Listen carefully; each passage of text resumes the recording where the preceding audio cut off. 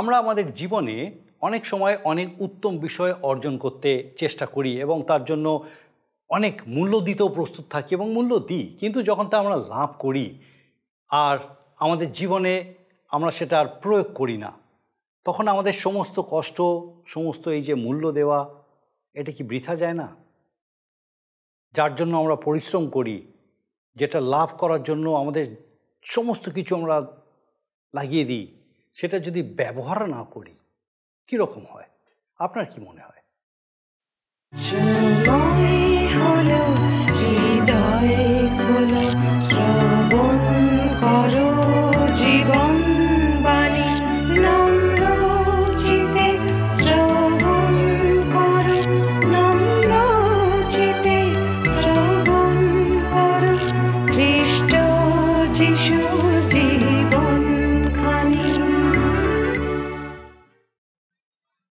নমস্কার, প্রভু যীশু খ্রিস্টের মধুর নামে জীবনবাণী অনুষ্ঠানে আপনাকে স্বাগত জানাই।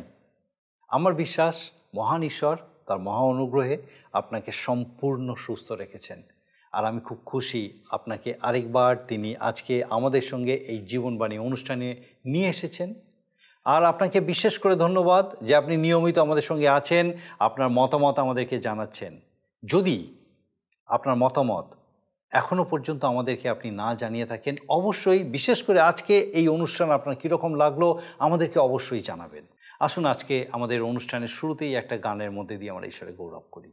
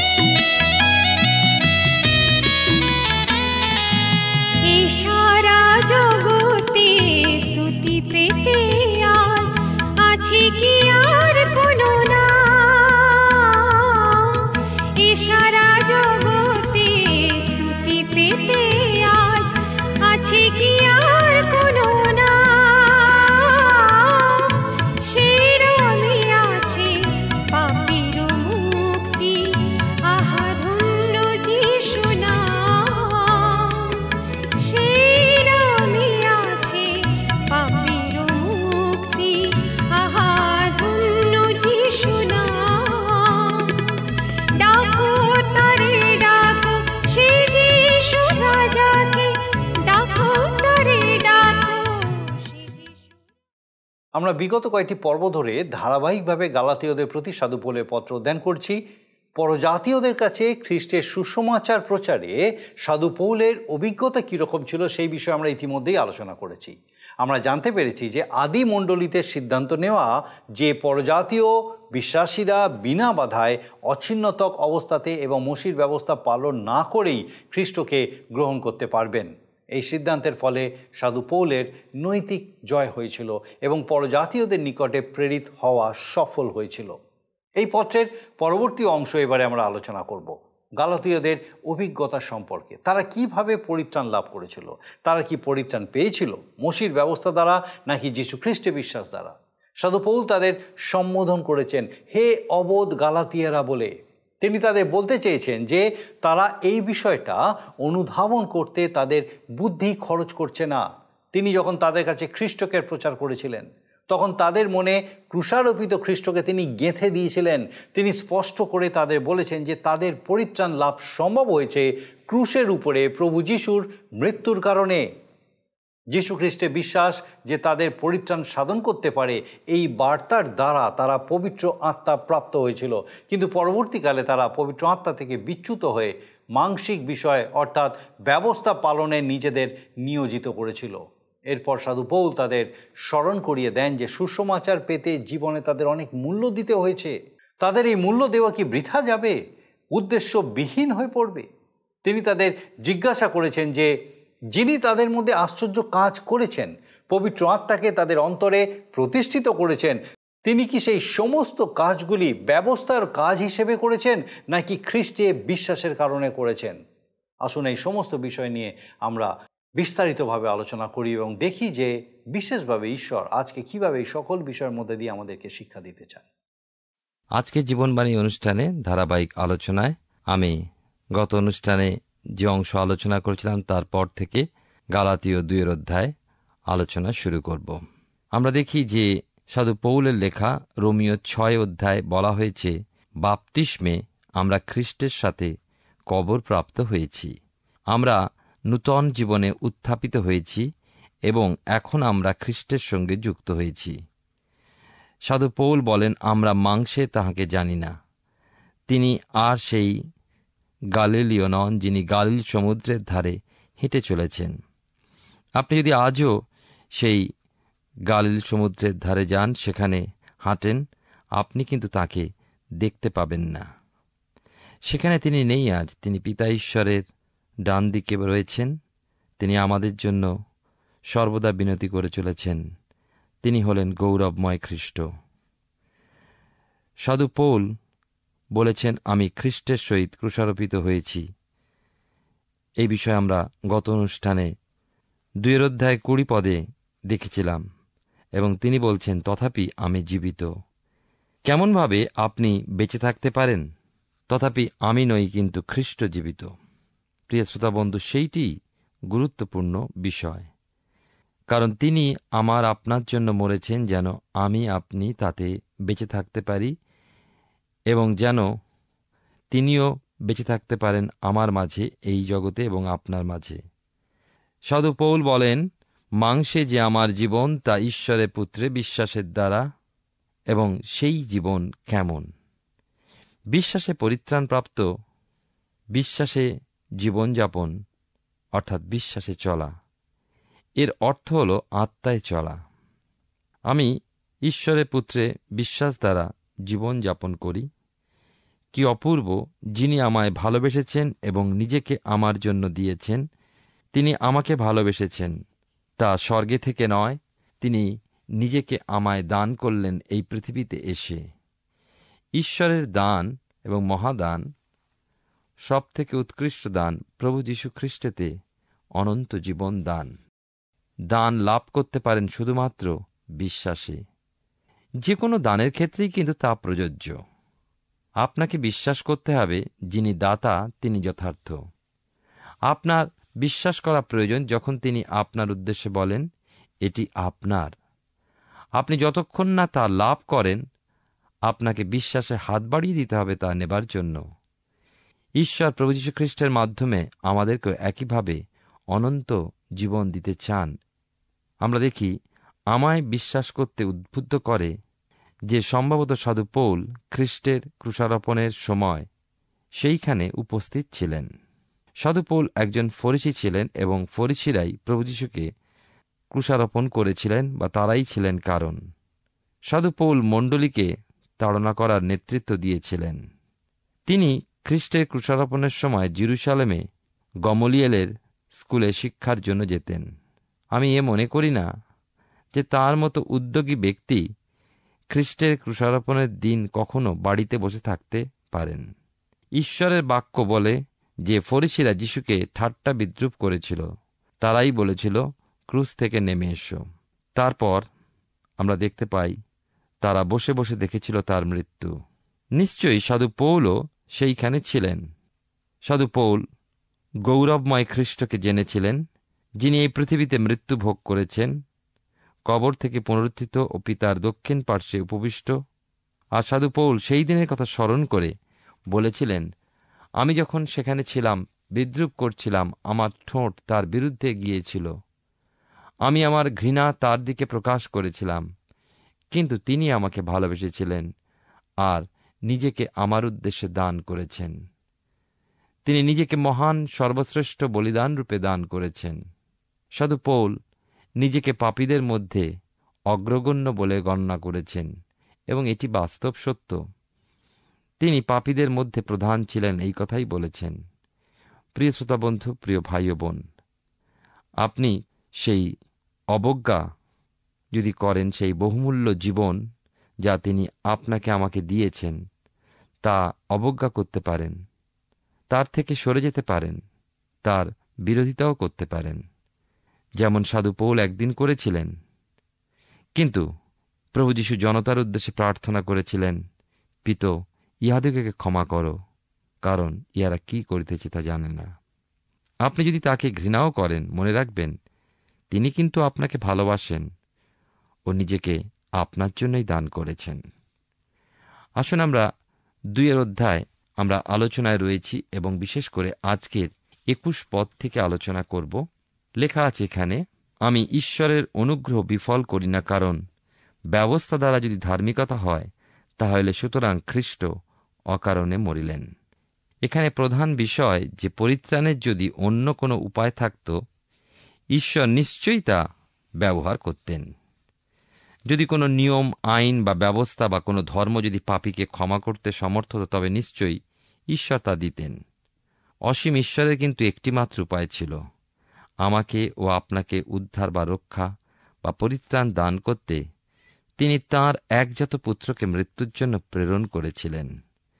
তিনি মহান বলিদান করতে ইচ্ছা ছিলেন, আর সেই বিষয় আমরা এখানে দেখতে পাই। এখন আমি আসব 3 অধ্যায়। এর আগে আমি আপনাদের কাছে সাধু পৌলের অভিজ্ঞতার কথা আলোচনা করেছি 3টে পর্যায়। এখন আমরা দেখব গালাতীয়দের অভিজ্ঞতা।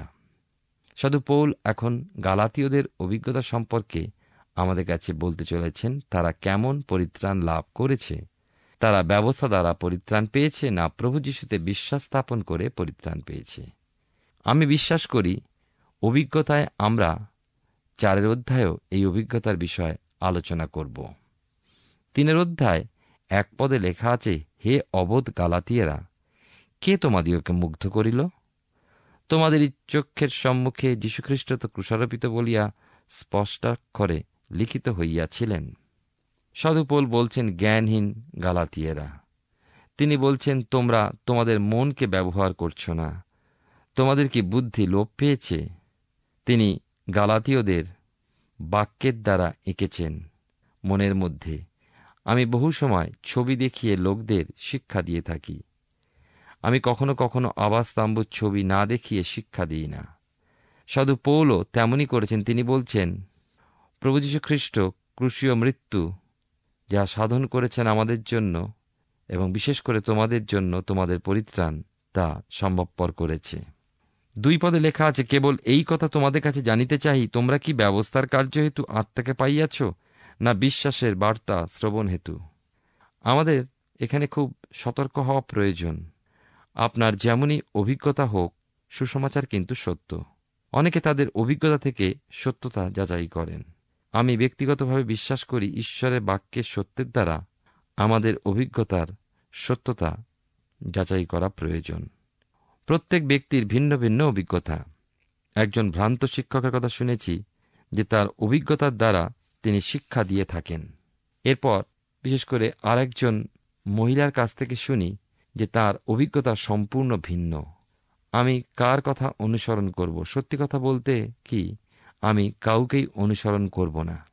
একবার একজনকে একটি পদ পড়ে বলতে শুনেছি, যেহেতু বিভিন্ন বাক্যের তর্জমা অনুসারে ভিন্ন মতামত লোকে বলে, সেহেতু আমি আমার অভিজ্ঞতার কথা বলতে চাই। অথচ সেই ব্যক্তির অভিজ্ঞতা ঈশ্বরের বাক্য যা বলতে চাইছে তা থেকে সম্পূর্ণ ভিন্ন। সে তার সত্যের ভিত্তি করতে চেয়েছিল তার অভিজ্ঞতার দ্বারা। আপনি যা পারেন না, অভিজ্ঞতা যেন সুসমাচারকে সমর্থন করে। তিনি বলছেন, তোমরা কি ব্যবস্থার কার্য দ্বারা পবিত্র আত্মা পেয়েছিলে, না বিশ্বাসের বার্তা শ্রবণ হেতু? বিশ্বাসের শ্রবণ হেতু বলতে কি বলেছেন সাধু পৌল? তিনি কি কানের কথা, শোনার কথা, বাক্য গ্রহণ করার কথা, না বাক্যের কথা বলেছেন? আমার মনে হয় তিনি এই সব কটি বিষয়ই বলেছেন। এটি হল ক্রমোন্নতি পর্যায়। পরিত্রাণের নিমিত্ত আপনার আমার কিছু শোনার প্রয়োজন, কারণ সুসমাচারের মাধ্যমে ঈশ্বর আপনার আমার জীবনে কিছু সাধন করেছেন এবং তা আমাদের জানা প্রয়োজন। এই অংশে সাধু পৌল বহু প্রশ্নের উপস্থাপনা করেছেন। তিনি তাদেরকে একটু পেছনের দিকে তাকাতে বলছেন এবং বলছেন, দেখো তোমাদের জীবনে কি ঘটেছিল, এবং 6টি প্রশ্ন তিনি রেখেছেন তাদের অভিজ্ঞতা সম্বন্ধীয়। প্রথম প্রশ্ন করেছেন, তোমরা কি ব্যবস্থার কার্যহেতু আত্মাকে পাইয়াছ, না বিশ্বাসের বার্তা শ্রবণ হেতু? বাইবেলের নতুন নিয়মে, এমনকি বাইবেলের পুরাতন নিয়মে কোথাও পাওয়া যায় না কেউ ব্যবস্থার কার্য দ্বারা পবিত্র আত্মা পেয়েছে। বিশ্বাসের বার্তা শ্রবণ হেতু তাকে পাওয়া যায়। আমাদের জীবনের পরিবর্তনের প্রমাণ হল পবিত্র আত্মা। রোমিও তার 8 অধ্যায় 9 পদে বলা হয়েছে, তোমরা মাংসের অধীনে নও, আত্মার অধীনে রইয়াছ। যদি বাস্তবিক ঈশ্বরের আত্মা তোমাদিগতে বাস করে, কিন্তু খ্রিস্টের আত্মা যাহার নাই, সে খ্রিস্টান নয়। আবার বাইবেলের নতুন নিয়মে ইফিসীয়দের প্রতি প্রেরিত পৌলের পত্রে তিনি 1 অধ্যায় 13 পদে বলেছেন, খ্রিস্টে থাকিয়া তোমরাও সত্যের বাক্য তোমাদের পরিত্রাণের সুসমাচার শুনিয়া এবং তাহাতে বিশ্বাস করিয়া সেই অঙ্গীকৃত পবিত্র আত্মা দ্বারা মুদ্রাঙ্কিত হইয়াছ। এখন আমরা যাব দ্বিতীয় প্রশ্ন, যা সাধু পৌল করেছেন গালাতীয়দের। 3 অধ্যায় 3 পদে তা লেখা আছে, তোমরা কি এমন অবোধ আত্মাতে আরম্ভ করিয়া এখন কি মাংসে সমাপ্ত করিতেছ? সাধু পৌল বলছেন, যদি পবিত্র আত্মা তোমাদের পরিবর্তন দান করেছে, খ্রিস্টের কাছে এনেছে এবং এখন পবিত্র আত্মাতে জীবন ধারণ করে, এমনকি তোমরা ব্যবস্থার কাছে ফিরে যেতে চাও, যা তোমাদের মাংসকে নিয়ন্ত্রণের জন্য দেওয়া হয়েছিল, এবং ভাবো তোমরা কি ইচ্ছামতো জীবন ধারণ করতে চলেছ? লক্ষ্য করুন, এখন কি প্রশ্ন করছেন। বিশেষ করে আমরা 4-5 পদে দেখি, তোমরা এত দুঃখ কি বৃথাই ভোগ করে, যদি বাস্তবিক বৃথা হইয়া থাকে, বলো দেখি, যিনি তোমাদেরকে আত্মা যোগাইয়া দেন ও তোমাদের মধ্যে পরাক্রম কার্য সাধন করেন, তিনি কি ব্যবস্থার কার্য হেতু তাহা করেন, না বিশ্বাসের বার্তা শ্রবণ হেতু? আমরা দেখতে পাচ্ছি যে সাধু পৌল এখানে তাদের মাঝে সেবা কার্যের কথা উল্লেখ করেছেন। আপনাদের নিশ্চয়ই স্মরণে আছে যে তাঁর প্রেরিতত্ব সম্পর্কে ইহুদি শিক্ষকেরা আক্রমণ করেছিল।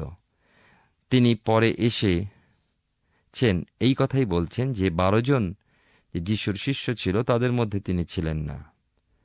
যিশুর 12 জন মনোনীত শিষ্যদের মধ্যে সত্যি তিনি ছিলেন না, আর প্রভু যিশুর সেবার সময়ও তিনি ছিলেন না, কিন্তু পরে এসেছেন।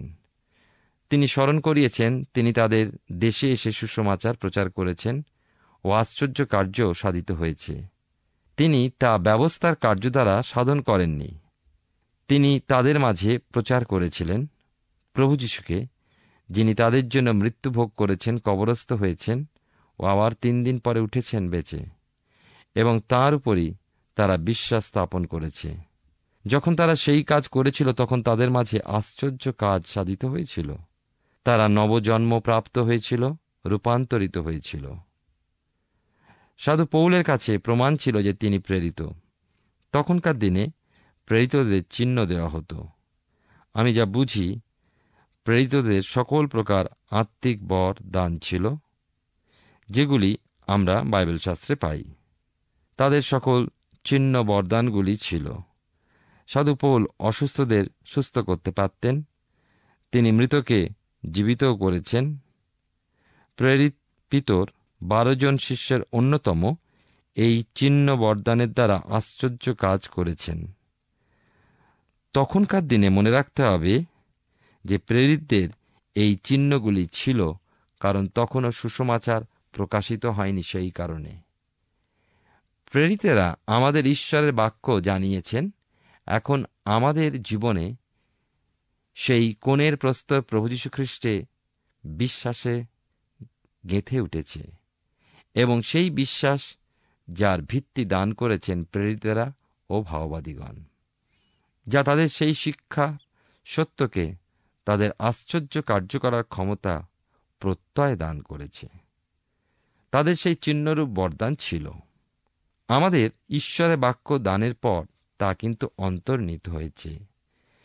প্রেরিতদের সময়ের পর থেকে তা অন্তর্নিহিত হয়েছে।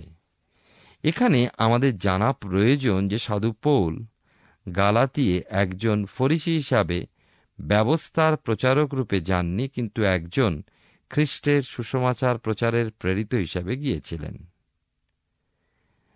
সংক্ষেপে আমরা দেখলাম যে বিশ্বাসে ধার্মিক গণিত হওয়ার অভিজ্ঞতা গালাতিয়ারা লাভ করেছিল। তাই তিনি প্রশ্ন করেছিলেন, কে তোমাদিগকে মুগ্ধ করিল? এই অংশে তিনি পবিত্র আত্মার কথার উল্লেখ করেছেন। তিনি উল্লেখ করেছেন যে তারা ব্যবস্থার দ্বারা পবিত্র আত্মা লাভ করেননি। পবিত্র আত্মা তাদের জীবনের পরিবর্তনের এক প্রমাণ। এটা জানা প্রয়োজন যে আমাদের অথবা গালাতীয়দের যেমনই অভিজ্ঞতা হোক না কেন, সুসমাচার হল সত্য, যা আমাদের দ্বারা প্রভাবিত হয় না। তাহলে প্রভু যীশু আমাদের জন্য কি করেছেন? আমাদের অভিজ্ঞতা সুসমাচারকেই সমর্থন করে। সুসমাচারের যথেষ্ট অভিজ্ঞতা আমাদের জীবনে তা নিশ্চিত করে। প্রথমে তিনি অব্রাহামের উদাহরণ দিচ্ছেন। এই অংশে বিশ্বাসে ধার্মিকতা লাভের বিষয় অব্রাহামের উদাহরণ থেকে তিনি বুঝিয়েছেন। তারপর রূপকভাবে হাগার ও সারার বিষয় আমাদের 4 অধ্যায় পর্যন্ত শিক্ষাদান করে। 3 অধ্যায় 6 পদে লেখা আছে, যেমন অব্রাহাম ঈশ্বরে বিশ্বাস করিলেন, আর তাহাই তাহার পক্ষে ধার্মিকতা বলিয়া গণিত হইল। এই পদটি আদিপুস্তক তার 15 অধ্যায় 6 থেকে উদ্ধৃত করে অব্রাহামের বিষয় বলা হয়েছে। এই পদটি আবার রোমিও তার 4 অধ্যায় 3 পদে উদ্ধৃত করেছেন। এই উদাহরণ অব্রাহামের প্রথম দিকের জীবনের বিশ্বাসের বিষয়। বিশ্বাসে ধার্মিক গণনা বিষয় অব্রাহাম এক উৎকৃষ্ট উদাহরণ। সাধু পৌল গালাতীয় ও রোমিও উভয় পত্রে ব্যবহার করেছেন এই উদাহরণ। আমরা কখনো বলতে পারি না অব্রাহাম ব্যবস্থা দ্বারা ধার্মিক গণিত হয়েছিলেন, কারণ মোশির ব্যবস্থা তখনও আসেনি, যা অব্রাহামের 400 বৎসর পরে এসেছিল। আবার এও বলা যায় না যে তিনি সুন্নত হওয়াতে ধার্মিক গণিত হয়েছিলেন, কারণ তাকে ধার্মিক গণনার পর তিনি সুন্নত হয়েছিলেন। সুন্নত হওয়া ছিল অব্রাহামের ধার্মিক গণিত হওয়ার প্রমাণ। যেমন বাপ্তিস্ম গ্রহণ একজন বিশ্বাসীর প্রমাণ, তার খ্রিস্টে বিশ্বাস। সুন্নত হওয়া বা বাপ্তিস্ম গ্রহণ একজনকে পরিত্রাণ দান করে না, এগুলি কিন্তু পরিত্রাণের প্রমাণ। তা হল আভ্যন্তরীণ কার্যের বহিঃপ্রকাশ। এই ঘটনা আদিপুস্তক 15 অধ্যায় যখন অব্রাহাম তার ভাতসপুত্র লোটকে উদ্ধারের নিমিত্ত পূর্বীয় রাজার সাথে যুদ্ধে জয়লাভ করেন, যখন সদম ও গমোরার রাজা অব্রাহামকে উপঢৌকন হিসাবে কিছু দিতে চান, তিনি তা নিতে অস্বীকার করেন। ঈশ্বর অব্রাহামের কাছে উপস্থিত হয়ে তখন প্রতিজ্ঞা করেন, আমি তোমার ঢাল ও আমি তোমার মহাপুরস্কার। অব্রাহাম একজন বাস্তব সম্পন্ন ব্যক্তি। তিনি ঈশ্বরের সাথে সোজাসুজি কথা বলতে লাগলেন। আমি মনে করি ঈশ্বর এমনই চান আমাদের কাছে। অব্রাহাম বললেন, আমার কোনো সন্তান নেই, আর আপনি প্রতিজ্ঞা করেছেন আমার সন্তান হবে। ঈশ্বর বললেন, অব্রাহাম, আমি তোমাকে কিছু বলতে চাইছিলাম। ঈশ্বর আগেই বলেছিলেন যে তার বংশধর সমুদ্র তীরের বালুকণার ন্যায় হবে। এখন তিনি অব্রাহামকে বললেন, আকাশের দিকে তাকিয়ে দেখো। নিশ্চয়ই তখন সন্ধ্যাকাল ছিল। আমাকে কেউ বলেছেন ওই অঞ্চলে খোলা চোখে 5000-এর বেশি তারা দেখতে পাওয়া যায়। আর 16 ইঞ্চি টেলিস্কোপ দিয়ে আপনি 50,000 তারা দেখতে পাবেন। আমি জানি না 100 ইঞ্চি বা 200 ইঞ্চি টেলিস্কোপ দিয়ে কত তারা আপনি দেখতে পাবেন। আমার মনে হয় পৃথিবীতে এমন কোনো টেলিস্কোপ নেই যার দ্বারা তখনকার সময় ওখানে কত তারা দেখা যেত তা গোনা যায়। ঈশ্বর আব্রাহামকে বলেছিলেন, যেমন তুমি ওই তারাগুলো গুনতে পারো না, তেমন তোমার বংশধরদের গুনে পারবে না। আপনি কি জানেন আব্রাহামের কি উত্তর ছিল? আর তিনি সদাপ্রভুতে বিশ্বাস করিলেন, আর সদাপ্রভু তাহার পক্ষে তা ধার্মিকতা বলিয়া গণনা করিলাম। প্রিয় শ্রোতা বন্ধু, প্রিয় ভাই ও বোন, এই বিষয়ে আমরা আগামী অনুষ্ঠানে আরও বিশদভাবে শুনব। আমরা গালাতীয় পুস্তক থেকে অধ্যয়ন করছি, আর আমার বিশ্বাস বিশেষভাবে আজকে ঈশ্বর তার জীবন্ত বাক্য দ্বারা আপনার সঙ্গে কথা বলেছেন। সাধু পৌল গালাতীয়দের প্রতি তার পত্রের সূচনাতে প্রভু যীশু খ্রিস্টে বিশ্বাস এবং মসির ব্যবস্থা পালনের মধ্যে একটা ব্যবধান রচনা করেছেন। তিনি দেখাতে চেয়েছেন যে ব্যবস্থা পালনের মাধ্যমে নয়, কিন্তু একমাত্র খ্রিস্টে বিশ্বাসের দ্বারাই পরিত্রাণ লাভ করা সম্ভব হয়। বিশেষ করে পরজাতীয়দের ক্ষেত্রে এটা সম্পূর্ণভাবে প্রযোজ্য। কিন্তু গালাতীয় মণ্ডলীর লোকেরা সাধু পৌলের কাছ থেকে খ্রিস্টের সুসমাচারের বার্তা শুনে বিশ্বাস করেও পরবর্তীকালে যিহুদি নেতৃত্বের দ্বারা ভ্রষ্ট হয়ে ব্যবস্থা পালনের দিকে ঝুঁকেছিল। এই বিষয়ে সাধু পৌল তাদের তিরস্কার করেছিলেন। একমাত্র বিশ্বাসের দ্বারাই যে ধার্মিক হওয়া সম্ভব তার উদাহরণস্বরূপ তিনি অব্রাহামের প্রসঙ্গ উত্থাপন করেছিলেন। অব্রাহাম তার জীবনে কেমনভাবে সদাপ্রভুর প্রতি তার অটল বিশ্বাস প্রদর্শন করেছিলেন এবং তার দ্বারা তিনি সদাপ্রভুর দৃষ্টিতে ধার্মিক প্রতিপন্ন হয়েছিলেন, সেটা আমরা পুনরায় স্মরণ করব। সেই বিষয়ে গালাতীয়দের উদ্দেশ্যে সাধু পৌল কী বলেছিলেন বিস্তারিতভাবে আমরা আমাদের আগামী পর্বে দেখব। আসুন এখন প্রার্থনায় যাব, আর আমি চাইব আপনি আমার সঙ্গে প্রার্থনায় যোগ দিন। আসুন প্রার্থনা করি। পরম করুণাময় স্বর্গীয় পিতা, তোমার ধন্যবাদ দিই পিতা গো, যে তুমি যুগে যুগে জীবন্ত, তোমার বাক্য জীবন্ত প্রভু, এবং তোমার এই জীবন্ত বাক্য দ্বারা আজকে আমাদের প্রত্যেক দর্শক বন্ধুর সঙ্গে আরেকটি বার কথা বলেছো। এই জন্য বিশেষভাবে তোমার ধন্যবাদ করি। প্রার্থনা করি আমাদের সেই প্রত্যেক দর্শক বন্ধু, তাদের পরিবার পরিজনের জন্য। বিশেষ করে প্রার্থনা করি প্রভু তাদের সন্তান সন্ততিদের জন্য। স্বর্গীয় পিতা, বিশেষভাবে সেই প্রত্যেক সন্তান সন্ততিকে তোমার অনুগ্রহের হাতের নিচে রাখো, সুস্থ রাখো। বিশেষ করে প্রার্থনা করি যদি কেউ এই সময় বিপদগামী হয়ে থাকে পিতা, তোমার যিশু নামে সেই সন্তানকে স্পর্শ করো, পিতামাতার কাছে, পরিবারের কাছে ফিরিয়ে নিয়ে আসো। এবং পিতাগো, পিতামাতার সঙ্গে আরেকবার প্রত্যেক সন্তানের সুন্দর সম্মিলনের দ্বারা তুমি গৌরবান্বিত হও। স্বর্গীয় পিতা, যারা পড়াশোনা করছে তাদের পড়াশোনায় বিশেষভাবে আশীর্বাদ করো, তোমার পবিত্র অনুগ্রহে তোমার জ্ঞানে বুদ্ধিতে পূর্ণ করো। প্রত্যেককে পিতাগো সুন্দর ফল লাভ করতে সাহায্য করো, আশীর্বাদ করো। আরেকটিবার পিতাগো, আমরা প্রত্যেকে তোমার চরণে সমর্পিত হয়ে ধন্যবাদের সঙ্গে প্রার্থনা তোমার যিশু নামে চাই, আমেন। ঈশ্বর মহান, আর তিনি চান যেন তার জীবন্ত বাক্য আমাদের কাছে তাকে বিশেষভাবে প্রকাশ করে। আমার বিশ্বাস আগামী দিনে এইভাবেই আপনি আমাদের সঙ্গে এই জীবনবাণী অনুষ্ঠানে উপস্থিত থাকবেন, যখন ঈশ্বরের এই জীবন্ত বাক্য নতুনভাবে তাকে আমাদের কাছে প্রকাশ করবে। ঈশ্বর আপনার মঙ্গল করুন। প্রিয় বন্ধু, আশা করি জীবনবাণী অনুষ্ঠানটি আপনার ভালো লেগেছে। আর যদি ভালো লেগে থাকে তাহলে অবশ্যই আমাদের একটি মিসড কল দিন। আপনার দেওয়া মিসড কলটি আমাদের কাছে অতি মূল্যবান। আমরা আনন্দের সাথে জানাই, প্রতিটা মিসড কল দাতাদের মধ্যে থেকে সপ্তাহের শেষে বিশেষ দর্শক বন্ধুকে বেছে নেওয়া হবে এবং সেই দর্শক বন্ধুকে পুরস্কৃত করা হবে ও সপ্তাহের শেষে তার ছবি ও নাম আমাদের অনুষ্ঠানে প্রকাশ করা হবে। গত সপ্তাহের বিজয়ী দর্শক বন্ধুরা হলেন নদিয়া থেকে স্মৃতি বারুই ও কলকাতা থেকে মলয় বোস। আমাদের মিসড কল দেবার নম্বরটি হল 04449081 আপনি প্রার্থনা ও আরও অধিক জানতে আগ্রহী হলে আমাদের সঙ্গে অবশ্যই ফোনের মাধ্যমে যোগাযোগ করতে পারেন। আমাদের মোবাইল নাম্বার 9433497235 এবং আরেকটি হল 9433803755। আর আমাদের ঠিকানা টিভি স্ক্রিনে আপনারা দেখে নিন। ধন্যবাদ। ভালো থাকুন, সুস্থ থাকুন।